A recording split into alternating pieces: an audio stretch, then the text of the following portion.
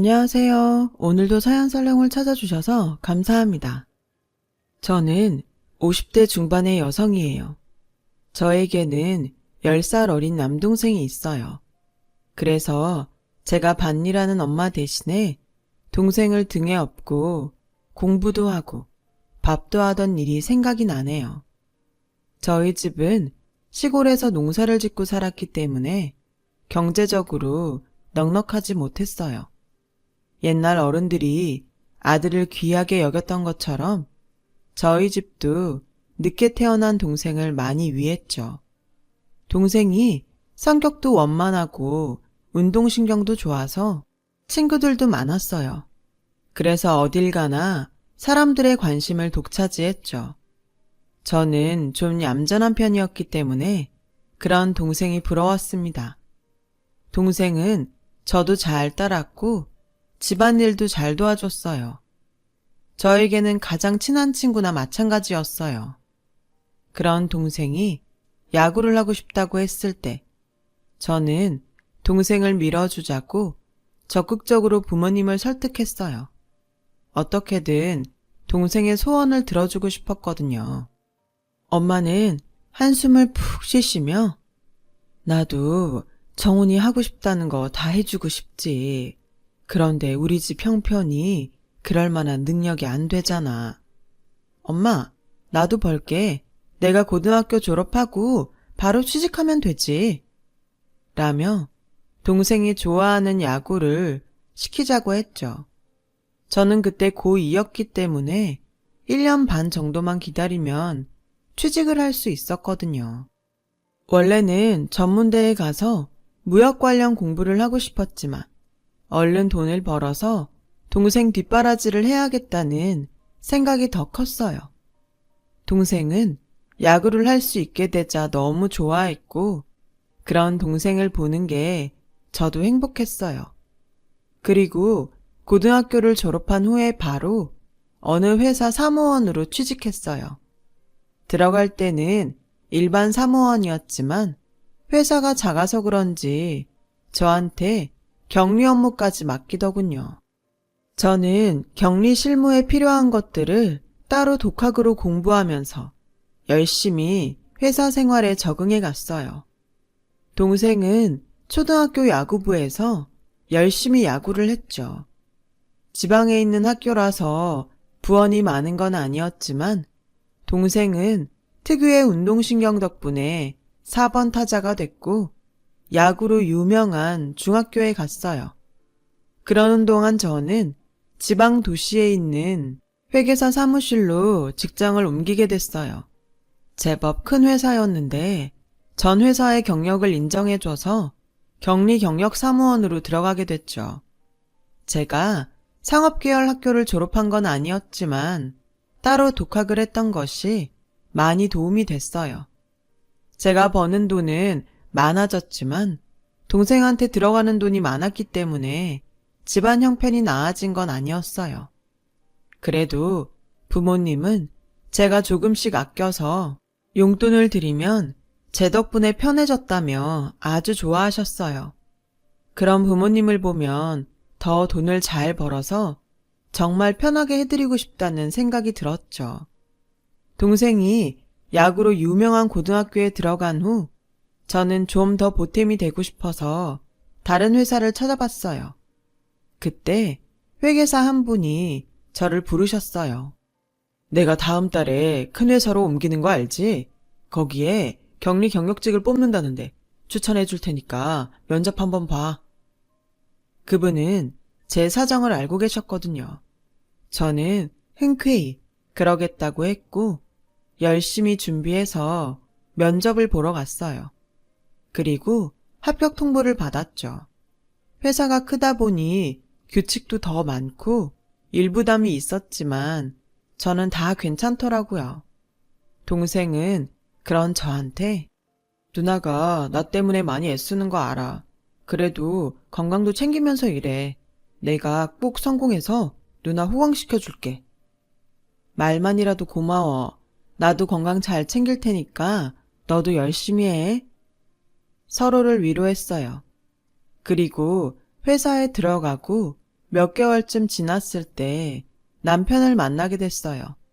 남편은 기획팀에서 일하고 있었는데 영수증 처리가 잘못돼서 격리부에 왔다가 저와 만난 거였어요. 남편은 좋은 대학을 나오고 공부도 많이 한 똑똑한 사람이었어요.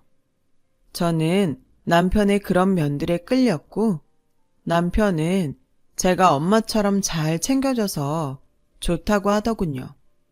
그 사람은 좀 어린애 같은 데가 있긴 했지만 공부만 하느라 세상 물정을 잘 몰라서 그런다고 생각했어요. 그러던 어느 날 남편이 제게 청혼을 하더라고요. 나는 은진이 너처럼 나 잘 챙겨주는 사람은 못 만날 것 같아. 우리 결혼하자. 응? 내가 행복하게 해줄게. 근데 현우 씨 집에서 나보고 뭐라고 안 해? 현우 씨네는 잘 살잖아. 우리 집은 그냥 농사 짓는단 말이야. 괜찮아. 우리 엄만 나한테만 잘해주는 여자면 다 오케이야. 그래서 저와 남편은 각자 집에 인사를 가게 됐어요. 남편 집에 갈 때 굉장히 많이 걱정하고 긴장했는데 부모님들이 생각보다 편하게 대해주셔서 한시름 놓았죠. 저희 부모님도 남편을 좋아하셨어요. 근데 동생이 별로라고 하더군요. 나야 누나가 좋다고 하면 할 말은 없지만 남자가 철딱서니가 좀 없어 보여서 그래. 라고 하자 엄마가 야, 네 누나 잘못하면 네 뒷바라지만 하다가 늙는다. 좋은 사람 있을 때 결혼해야지. 라고 하셨고 동생도 알겠다며 둘이 잘 살라고 해줬어요. 그렇게 저희는 별 다른 갈등 없이 결혼식을 하게 됐어요. 시댁이랑 가까운 데에 살아서 시어머니가 좀 자주 부르긴 했지만 일일이 스트레스 받지 않으려고 노력했죠. 시어머니는 티는 안 내려고 했지만 가끔 저나 저희 집을 얕잡아 보는 게 나타날 때가 있었어요. 엄마가 시어머니 주라며 제게 명품 스카프를 전달하신 적이 있는데 그때도 이거 가짜 아닌가? 백화점 가서 물어보면 알겠지? 라며 대놓고 말하는데 그걸 사려고 돈을 아껴 쓸 엄마 생각을 하니 가슴이 아팠죠. 아무튼 이런 식으로 말할 때가 몇 번 있었지만 성격이 솔직해서 그러려니 하고 넘어가곤 했어요.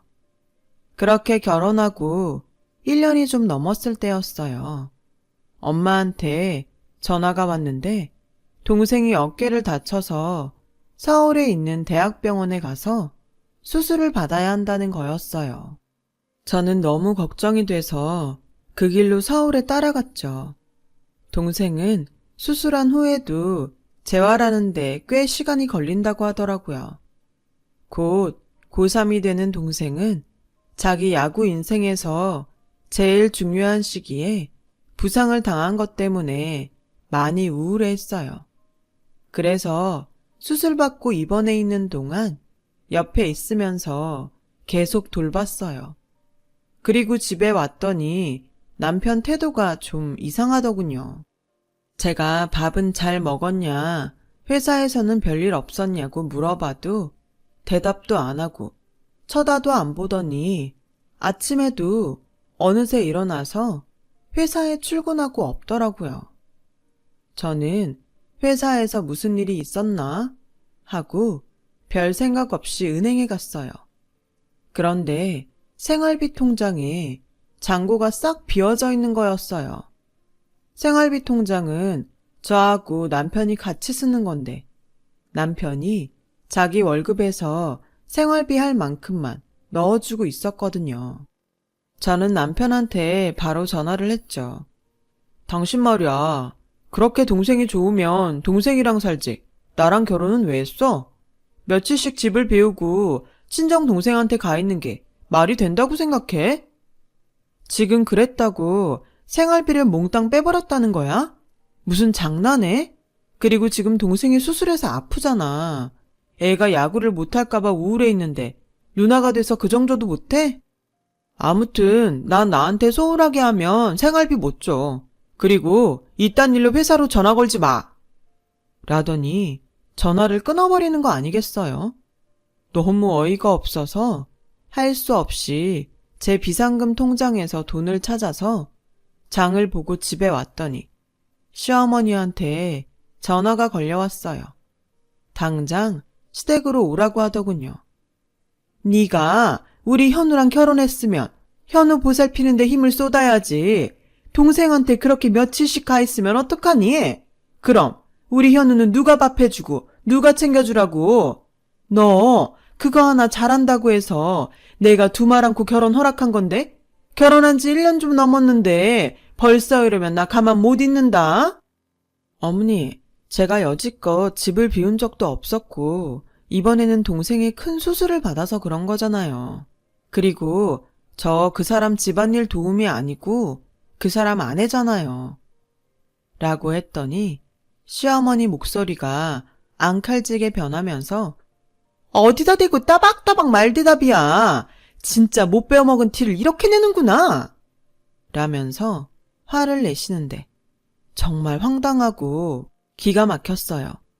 너 말이야. 내가 한동안 지켜보니까 현우한테도 한마디도 안 지는 것 같던데 여자가 그러면 못 쓴다. 그리고 도우미? 너 말 잘했다. 네가 도우미만큼은 일을 하니?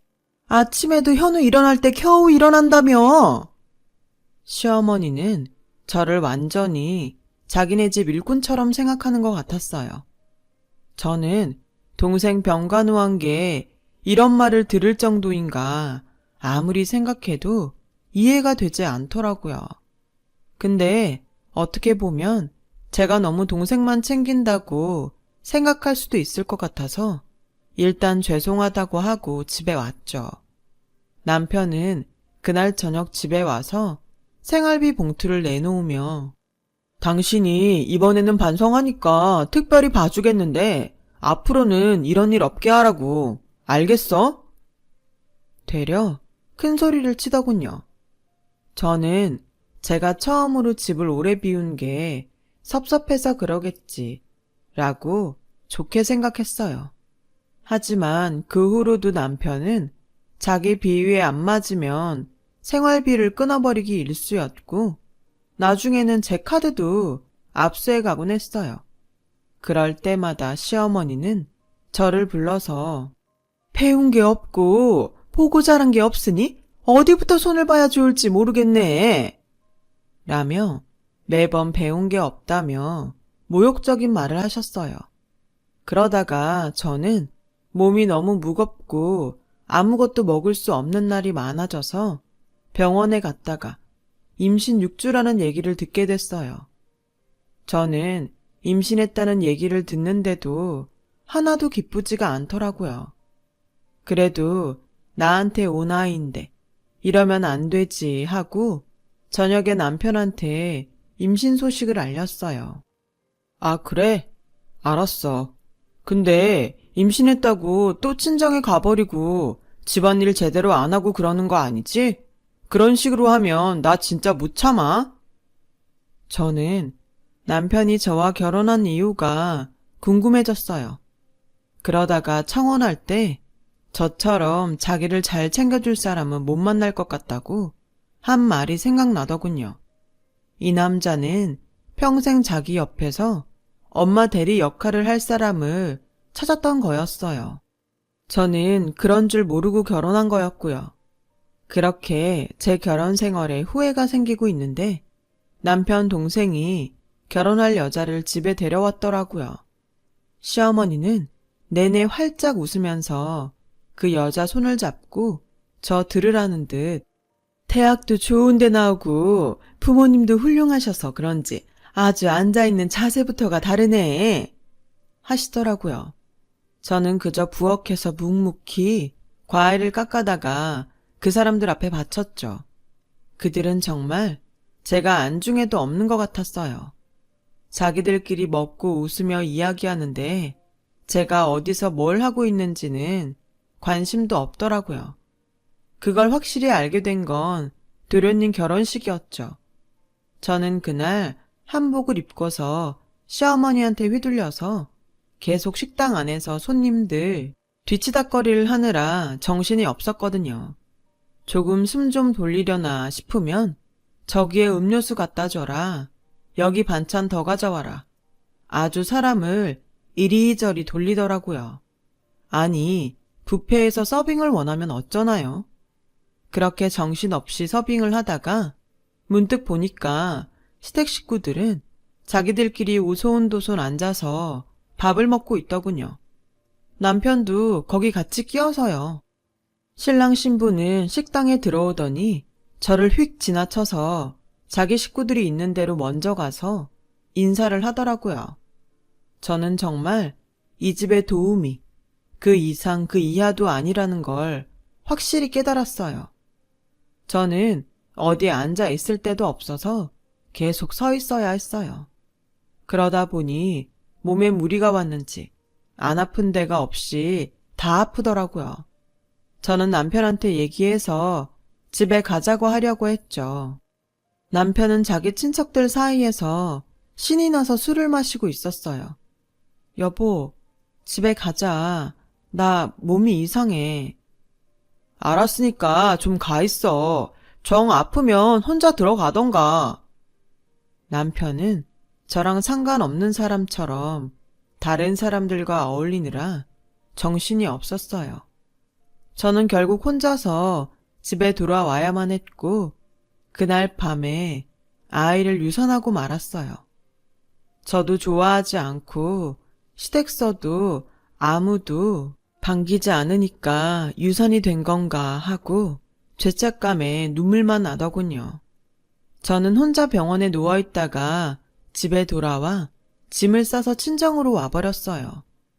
남편도 시어머니도 저한테 전화 한 통 없더라고요. 며칠이 지난 후 저는 몸을 추스린 후에 회사로 남편을 찾아가서 이혼하자고 했어요. 알았으니까 이렇게 갑자기 찾아오지 마. 당신은 가만 보면 나 망신 주지 못해서 안달난 사람 같더라. 내가 말없이 친정 갔다가 처음 보는 건데 할 말이 그것밖에 없어? 그럼 뭐라고 하는데? 누가 가라고 그랬어? 아, 성격 되게 이상하네. 라더니 벌떡 일어나서 커피숍을 나가버리더군요. 그렇게 집에 왔는데 또 시어머니한테서 전화가 왔어요. 우리 현우가 무슨 큰 잘못을 한 것도 아니고 네가 멋대로 나간 거니까 네가 위자료 줘야 되는 거 알지? 게다가 아이까지 유산됐으니 말 다 했지. 네가 마음대로 나간 거 내가 소송해서 돈 다 받아내고 말 테니까 그렇게 알아라. 라며 협박에 가까운 말을 했어요. 두 사람은 아이가 어떻게 된 건지 제 몸은 괜찮은지 전혀 관심이 없었어요. 그리고 그때는 이혼한다고 결심하는 것만으로도 여자한테 굉장히 큰일이었는데 31살인 제게 시어머니의 그런 말들은 무섭기만 느껴졌어요. 그래도 남편하고 더는 못 살 것 같았어요. 부모님은 그런 저를 이해한다며 여기저기서 돈을 빌리셔서 제가 가지고 있는 돈하고 합쳐서 위자료를 만드셨어요. 저는 남편과 시댁이 요구하는 돈을 주고 이혼을 하게 됐죠. 지금 생각해보면 그때 능력이 있었다면 변호사를 선임하고 그들에게도 죄를 물을 수 있었을 것 같은데 그때는 그럴 엄두도 내지 못했습니다. 그렇게 저는 이혼하고도 한참을 집에서만 지냈어요. 밖에 나가면 다들 저를 보고 수군거리는 것 같았거든요. 어디 나가서 취직할 엄두도 나지 않았어요. 그러고 있는데 일본에 유학 간 동생이 방학이 돼서 집에 왔어요. 동생은 어깨를 다친 후 자꾸 부상이 도지게 되자 야구를 그만두고 재수를 하다가 일본으로 유학을 가게 됐거든요. 집에서 도움을 주기 어려우니까 일본은 유학생이 아르바이트를 할 수 있다고 해서 선택한 곳이었어요. 다른 나라보다 가깝다는 이유도 있었죠. 동생은 저를 보더니 자기랑 장사를 시작해보는 게 어떠냐는 거였어요. 장사라니 우리가 무슨 장사를 해? 거기에 우리나라 여자들이 좋아할 만한 것들이 꽤 있거든. 그렇게 비싸지도 않아. 옷도 그렇고. 그냥 조금씩 갖다가 팔아보자. 그렇게 해서 저는 동생과 함께 보따리 장사를 시작했어요. 그게 지금 제가 하는 인터넷 쇼핑몰의 시초였죠. 저는 주로 젊은 엄마들이나 회사 다니는 여자들이 좋아할 만한 아이템들을 찾아서 동생한테 전달했고, 동생은 물건들을 사서 보내줬어요. 그렇게 장사를 하다가 보니 재미가 있더라고요. 저는 원래 무역 쪽에 관심이 있었기 때문에 정식으로 수입해보기로 했어요. 동생도 일본에서 경영 쪽을 공부하고 있어서 많은 도움이 됐죠. 몇 년 후 동생이 군대를 다녀와서 졸업을 한 다음 저희는 그동안 모은 돈을 가지고 작게 회사를 차렸어요. 동생이 일본에서 만들어 놓은 인맥들이 있어서 순조롭게 시작할 수 있었어요. 저희는 그러다가 더 발전해서 유럽 쪽에서 여자들이 좋아할 만한 고급 제품들을 찾기로 했죠. 비누나 작은 생활용품들도 여러 나라에서 들여오게 됐어요. 조금씩 회사를 키워가면서 일을 하다 보니 다시 남자도 만나게 됐고 재혼을 하게 됐어요. 남편은 중견기업 임원이었어요. 그리고 온라인으로 사람들이 점점 몰릴 때 저희도 온라인 쇼핑몰을 열게 됐죠. 저는 동생과 열심히 노력해서 15년 만에 어엿한 사장님 소리를 듣게 됐어요. 물론 그 전에도 동생과 둘이 대표로 있었지만 직원이 많아봐야 5명 정도인 회사였거든요.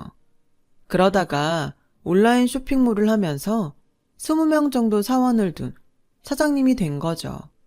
직원 20명에 어엿한 사장이라는 말이 우스울지 모르지만 저한테는 정말 감회가 깊은 일이었어요. 아무것도 못하고 있을 때 동생이 저한테 같이 일을 해보자고 했기 때문에 이렇게 떳떳한 사회인이 될 수 있었으니까요. 그 사이 예쁜 딸아이도 생겼고요. 그러다가 어느 여성 기업인 모임에 초청을 받아서 짧은 강연도 하게 됐어요. 그날 강연을 마치고 점심을 먹은 후 남편 회사가 가까운 데에 있어서 잠깐 보기로 했어요. 남편 회사는 그때 경력직 직원을 뽑고 있는 시기였거든요. 제가 회사에 들어갔더니 몇몇 사람들이 의자에 앉아서 면접을 기다리더라고요. 저는 그 사람들을 방해하지 않으려고 조용히 돌아서 나갔어요. 그런데 그때 누가 뒤에서 저를 붙잡더군요. 돌아보니 전 남편이었어요. 때린 사람은 잊어도 맞은 사람은 잊지 못하죠. 예전의 감정들이 떠올라 부들부들 떨리는데 그 사람은 아무렇지 않게 당신 오랜만이네? 여긴 어쩐 일이야? 라고 말하는 거예요. 그 와중에 뭔가 되게 절박해 보이는 얼굴이 있었어요. 그런 중에 안에서 직원 한 명이 나와서 김현우 씨, 다음에 면접 들어가셔야 돼요. 라고 하더군요. 그러자 전 남편은 저를 놔주고 면접을 보러 들어갔어요. 시댁에서 있었던 일들이 떠올라 이가 갈렸어요. 다음날 전 남편은 저를 찾아와서 그 회사에 아는 사람이 있냐며 자기 얘기를 잘해달라고 사정을 하더군요. 알고 보니 그 사람은 회사에서 정리해고를 당해서 몇 년째 실직 상태라서 재혼한 부인도 친정에 가 있다고 하더군요. 내가 아직도 그쪽이나 보살피는 도우미인 줄 알아요? 라며 차갑게 말했더니 그 사람은 저를 붙잡고 내가 이렇게 부탁할게. 한 번만 도와주라. 응? 하길래 저는 내가 이렇게 부탁할 테니까 이것 좀 놓고 가세요. 라며 거절했어요. 제가 누구한테 부탁을 해서 그 사람 취직시켜줄 수도 없는 입장이었고요. 하지만 전 남편은 끈질겼어요. 자꾸 전화를 했고 전화를 차단했더니 회사까지 또 찾아왔어요. 저는 볼 일 없으니까 오지 말라고 했죠. 자꾸 이러면 경찰 부를 거예요. 라고 했더니 남편은 그제야 제 눈치를 보며 사무실을 나갔어요. 그런데 문제가 더 커졌어요. 이제는 시어머니까지 데리고 나타난 거죠. 전에도 저랑 무슨 일만 있으면 시어머니한테 전화해서 다 얘기하더니 그 버릇을 아직도 못 고친 모양이었어요. 전 시어머니는 여전히 제 앞에서 도도한 척 하시더라고요. 내가 좀 보니까 네가 살만해진 것 같은데 그렇다고 사람이 그렇게 안면 싹 바꾸면 되겠니? 예전에 네가 우리 집에서 어떤 위치였니? 지금처럼 이럴 수 있는지 어디 생각해봐라. 그러자 마침 와있던 남편이 사무실에서 나와서 한마디 하더군요. 정말 듣자 하니까 너무 하시는군요. 지금 이 사람은 제 아내입니다. 댁들이랑은 아무 상관도 없다고요. 저도 그쪽에서 한 얘기 좀 들어서 아는데요. 무슨 사람을 집안 도우미처럼 부려먹고 자기 아들 비위 못 맞추면 사람 취급도 안 했다면서요. 사람이 그러면 안 되죠. 이 사람이 유산했을 때도 괜찮냐는 말도 안 했다는 사람들이 이제 와서 자기들 살겠다고 취직을 부탁해요? 거기 김현우 씨, 나 기억하죠? 그날 면접 봤잖아요. 그러자 전 남편과 전 시어머니 얼굴이 새하얗게 변했어요. 전 남편은 너무 놀라서 어쩔 줄 모르며 아니, 저는 그런 뜻이 아니었고요. 그냥 저 사람이 잘 됐으니까 거기 아는 사람 있는지 알아보려고. 라길래 제가 그걸 왜 나한테 알아봐. 실력이 있으면 어련히 붙지 않겠어? 앞으로 한 번만 나 더 찾아오면 법원에 접근 금지 명령 받아낼 거야. 그러니까 얼른 그쪽이 죽고 못 사는 어머니 모시고 나가. 라고 했고 시어머니는 그런 제게 예, 내가 큰 실수를 한 것 같구나. 나는 그냥 우리 현우를 잘 봐달라고 하는 말이었는데 오해는 없었으면 좋겠다. 세상에 누가 잘 봐달라는 말을 그렇게 해요? 그게 말이 된다고 생각하세요? 제가 안면을 싹 바꿔요? 그럼 안 바꾸게 생겼어요. 저는 가족으로도 취급도 안 하고 자기 아들 뒤치다꺼리 소홀하면 가만 안 둔다면서요. 그쪽들이 한 일들을 생각해봐요. 애초에 안일 시킬 사람으로 생각해놓고 결혼시켜놓고 이제 와서 왜 딴소리예요? 여기요. 이 사람들 나갈 거니까 빨리 좀 내보내세요. 그리고 앞으로 이 사람들 회사에 들이지 마세요. 전 남편과 전 시어머니는 더는 말을 못하고 그대로 끌려나가고 말았어요. 지금의 남편 앞에서 그렇게까지 하고 싶지 않았는데 너무 적반하장인 태도에 저도 화가 치밀었던 것 같아요. 남편이 든든하게 제 편이 되어줘서 얼마나 고마웠는지 몰라요. 어쩌다 이렇게 좋은 사람을 만나게 되었는지요. 전 남편은 결국 회사 경력직에 떨어졌다고 하더군요. 그 일이 아니더라도 면접을 너무 못해서 점수가 안 좋았다고 하네요. 저는 동생과 같이 계속 일을 하고 있어요. 아이도 잘 크고 있고 남편과도 잘 지내고 있답니다. 시댁은 그때 이후로 어떻게 됐는지 잘 모르겠네요. 어디선가 잘 살고 있겠죠. 아무것도 모를 때는 시댁 탓만 하고 살았었는데 시간이 흐르고 나니 제 자신도 돌아보게 되더라고요. 마음 아픈 일들을 겪고 동생과 사업을 하며 예전보다 더 많은 일들을 겪고 제가 조금 더 단단해졌을 때 지금의 남편도 만난 거였어요. 그때 내가 조금 더 단단했더라면 그런 사람들을 만나지 않았을 텐데 하는 생각도 해봅니다. 내면도 더 가꾸려고 노력하면서 열심히 살아보려 합니다. 모두 행복하시고 건강하셨으면 좋겠어요. 하시는 일 다 잘 되시고요.